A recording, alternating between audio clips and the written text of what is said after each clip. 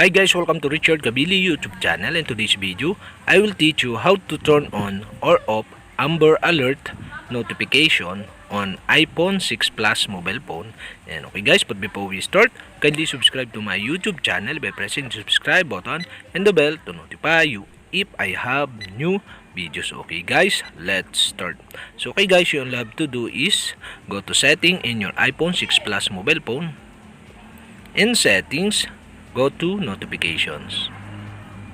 In notifications, scroll down and below you can see the government alert.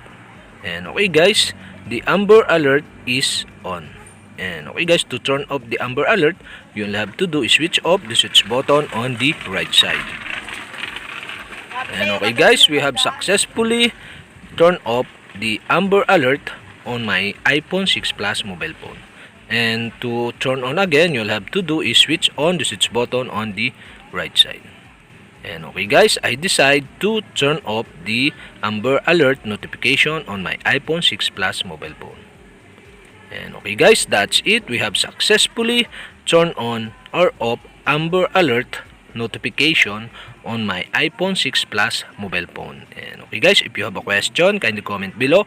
And don't forget to hit the subscribe button and the bell to notify you if I have new videos. Okay guys, thank you for watching.